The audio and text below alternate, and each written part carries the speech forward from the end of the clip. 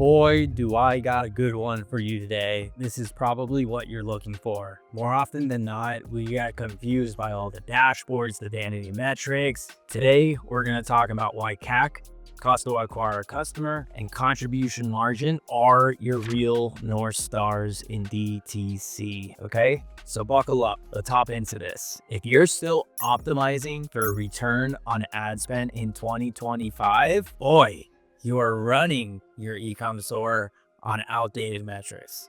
Return on ad spend might look great in a dashboard, but that number alone does not tell you if you're actually making money. I've seen brands scaling off of 2x or 5x, 8x return on ad spend, wondering why they're not profitable. Revenue goes up, but CAC creeps higher, margins shrink, and the bank account doesn't move. In this video, I'm going to be breaking down why CAC and contribution margin should be your real North Stars. Not just that, I'm going to show you what it looks like in the real world with examples, numbers, and how we do it here at White Labeled. Step one, why is return on ad spend misleading? So ROAS tells you revenue versus ad spend. Same thing as MER, right? It's just flipped. So it says nothing about how much you keep after COGS, cost of goods sold, shipping, fees, overhead, right? So let's say you spend $33,000 on Google Ads, you drove $100,000 in revenue,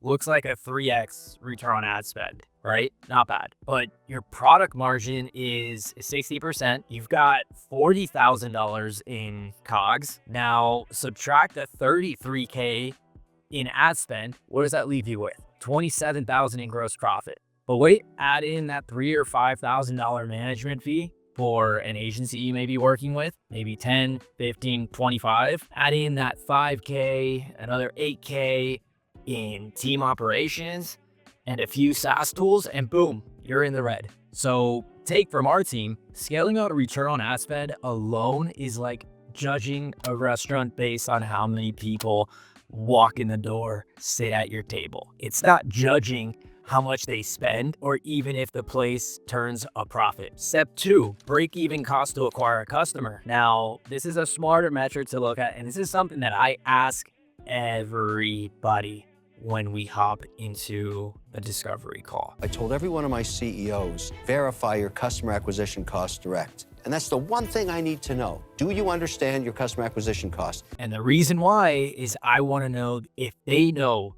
their threshold. I want to know if you know your threshold, how much you are willing to spend, right? How much you should be spending, what your threshold is. This is where brands stop guessing and where you start operating with clarity. So break-even cost to acquire a customer is actually your baseline. So it's the maximum you can spend to acquire a customer while still breaking even at that first order. Here's a very simple formula. So break-even CAC, cost to acquire a customer, equals your average order value multiplied by your gross margin. So if your AOV is $70, your gross margin 60%, your break-even cost to acquire a customer is $42. That means if you're acquiring customers under $42, you're profitable on first purchase. There's a catch. This formula only accounts for cost of goods sold.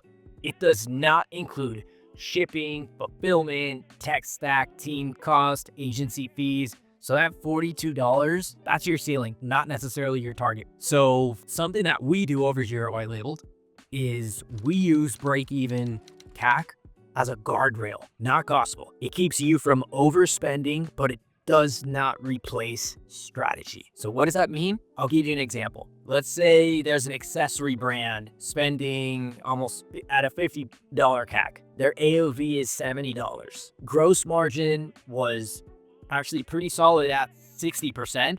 So their break-even cost is $42. Instead of pulling spend, you introduce a bundle strategy that pushes AOV to 85. Now, what's this going to do?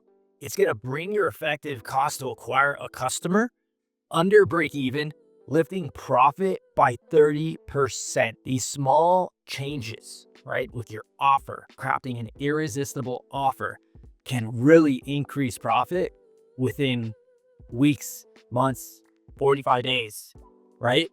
Now, Do you want to find your actual break-even cost to acquire a customer and take it up another notch to better understand what your low and your high break-even cost to acquire a customer looks like? We actually use a killer calculator from my fractional CFO, Jared Souza, at DTC WEALTH. It maps out your AOV margin, fixed cost into a realistic CAC target. And this is what it looks like. And here is the calculator that we use and recommend our clients and prospects to use to better understand what their customer acquisition cost break-even points are. I'll also put the link in the description so you could hop in, put out the calculator yourself.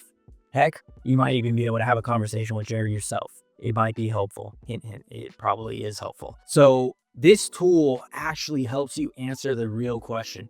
How much can I actually afford to spend to grow without bleeding margin? Step 3, contribution margin. So this is the ultimate profit check. So this is where you're answering the question, am I actually making money? Contribution margin. Now, here's how we calculate it. What we'll typically look at is contribution margin equals revenue minus COGS plus ad spend. So let's say revenue is 80,000, your COGS are 32, your ad spend is around 24,000. That means you're left with 24,000 in contribution margin. That's your pot to cover everything else: team, tech, shipping, and ideally profit. Now let's make it a percentage. So the percentage of contribution margin is contribution margin divided by revenue times 100. So in this case, $24,000 divided by 80,000 equals a 30% contribution margin. So let's give you an example, right?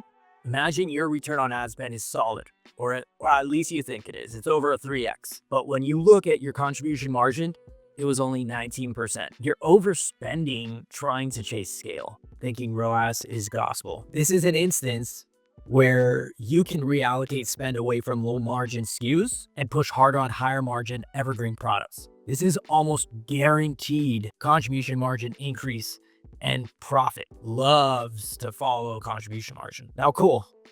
I brought up a few metrics that I believe brands should focus on instead of return on ad spend. Not as shiny as it sounds. It's a great in-platform metric. It's great to set targets, right?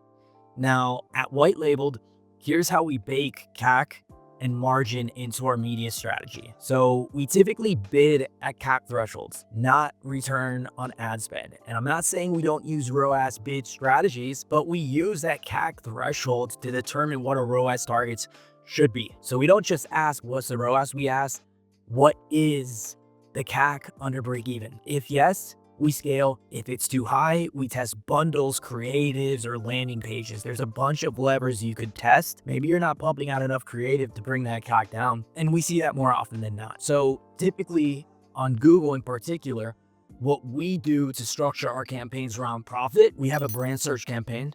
I know we don't put a lot of money into this. It's mainly used to protect. It's not here to inflate return on ad spend. And why am I emphasizing this so much? Because I want you to understand the reason we use brand campaigns is to also monitor how audiences and people interact with our brand through other campaign types in the Google ecosystem. An example, I can observe an audience or a list in my brand campaign and how it interacts with YouTube. So I could have my own list study that I'm creating and monitoring in my brand campaign. In addition to that, with brand, I can also monitor who is competing and is it worth increasing my investment in brand to really protect myself in the auction.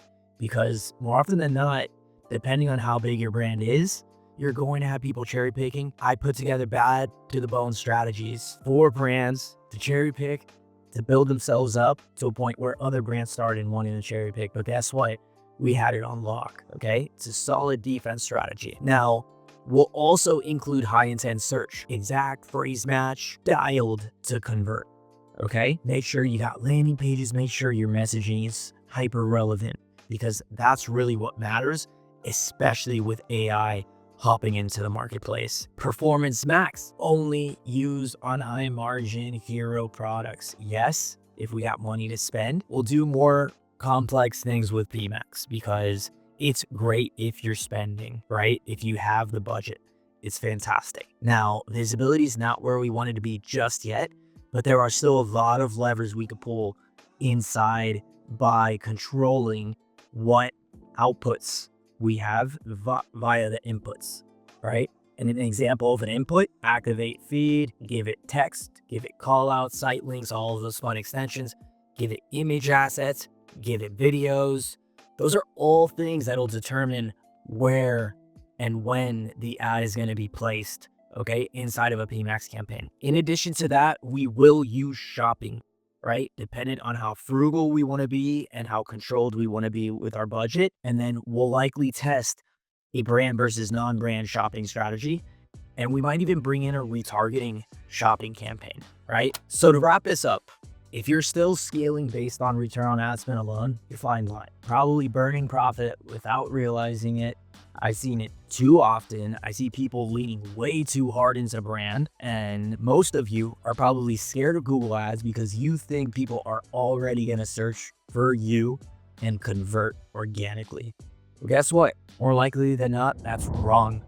You're just not used to a proper Google ad system built for you. By White Labeled, we help founders and marketers see the full picture, from CAC to contribution margin to retention and LTV, which is the cream of the crop. Want to know your break-even cost to acquire a customer, your real contribution margin, and where to pull spend or double down? Book a free discovery call. We'll audit your numbers. We'll link you up with Jared from DTC WEALTH and build a profitability first strategy to scale. If you're not ready yet, check out my next video or any video on my channel and hit the subscribe button with the little bell thingy. So I want to leave it at this. Return on ad spend is a starting point. It's not a goal, okay? Where you need to graduate to is understanding your cost to acquire a customer, your contribution margin, and yes, LTV, customer lifetime value. That's how you build a real brand. Till the next one.